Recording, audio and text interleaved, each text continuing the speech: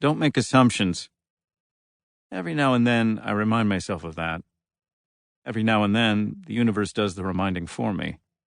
When I meet new people, they're usually dead. A young white male lies on his back in the parking lot of a Berkeley frat house. According to the license in his wallet, his name is Seth Lindley Powell. He is 4 months past his 18th birthday. The license gives a San Jose address. It's a fair bet his parents are at that address right now, asleep. Nobody has notified them yet. I haven't had a chance.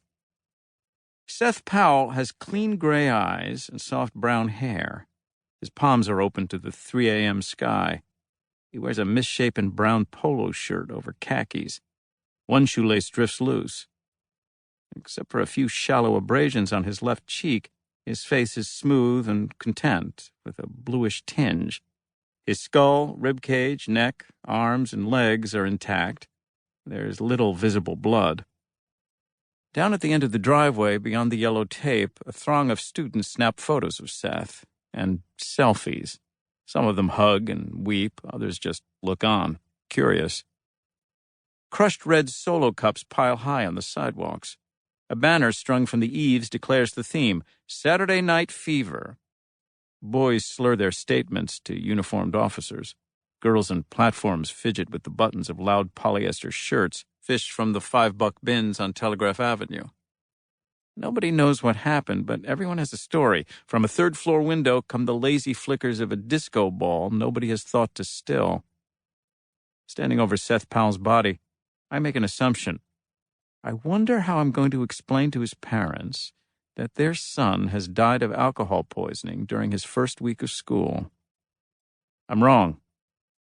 The following afternoon, a technician comes into the squad room, calls me away from my computer and down to the morgue so I can see firsthand a body cavity sloshing with busted organs, lower vertebrae punched out of alignment, a pelvis smashed to gravel, consistent with a 4-story fall, the small of the back taking the full brunt of impact. There's a reason we do autopsies. Toxicology confirms what Seth's friends insisted on, what I hesitated to believe. He wasn't a drinker. He was that guy, caught up in righteous notions of purity. He wrote songs, they said. He took arty black and white photos with a camera that used actual film. Rush Week depressed him. Someone heard he went up to the roof to look at the stars. How depressed. At some point, you need to make a decision.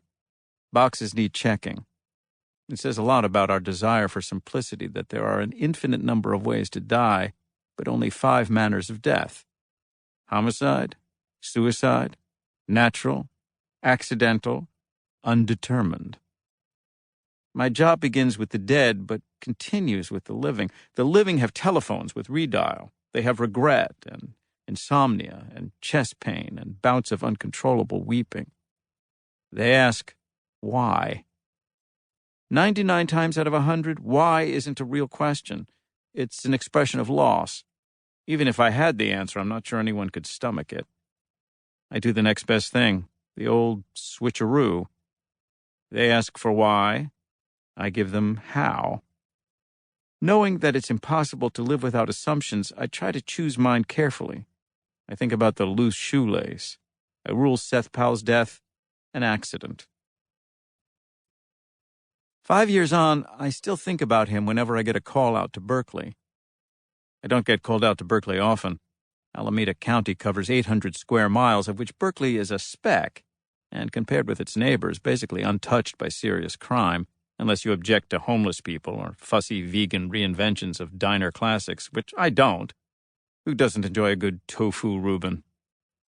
5 years after Seth Powell's death, near to the day, at 11:52 a.m. on a Saturday in September, Zaragoza was hanging over my cubicle wall, probing the flesh behind the lower left corner of his jaw in search of the latest development that would widow his wife and orphan his kids. He said, "Yo, Clay, touch this." I did not look up from my work. Touch what? My neck. I'm not touching your neck. You can feel it if you push hard. I believe you. Come on, dude, I need a second opinion. My opinion is that last week you asked me to touch your stomach. I checked WebMD, he said. It's cancer of the pharynx. Maybe salivary glands, but that's kind of rare. You're kind of rare, I said. My desk phone was ringing. I pressed the speakerphone. Coroner's Bureau. Deputy Edison. Hey there, this is Officer Schickman in Berkeley. Friendly voice. How are you? I said, what's up, man? I'm out on a DBF here. More than likely it's natural, but he's at the bottom of the stairs, so I figure you might want to have a look. Sure thing, I said. Hang on a sec. I'm all out of my little forms. Zaragoza absently handed me a blank worksheet, continued prodding his neck. I should get an MRI, he said. On the speaker, Schickman said, Sorry? Never mind, I said, picking up the receiver. My buddy here's got cancer. Shit, Schickman said. Sorry to hear it. It's all right. He gets it every week. Go ahead. Descendant's last name? Rennert. Spell it. He did. First name Walter, spelled like you think. I asked questions. He answered. I wrote. Walter Rennert was a 75-year-old divorced white male residing at 2640 Bonaventure Avenue. At approximately 9:40 a.m., his daughter had arrived at the house for their weekly brunch date. She let herself in with her key and found her father lying in the foyer, unresponsive. She called 911 and attempted unsuccessfully to resuscitate him. Berkeley Fire had pronounced him dead at 10:17. She's next of kin? Believe so. Tatiana Rennert Delavine. He spelled it without being asked. Is there a primary doctor? Clark. Gerald Clark. I haven't been able to reach him. Office is closed till Monday. Any medical conditions you know about? Hypertension, per the daughter. He took meds. And you said he's at the bottom of the stairs. Nearish. I mean, he's lying there. Meaning, that's his location. It doesn't look to me like he slipped. Uh-huh, I said.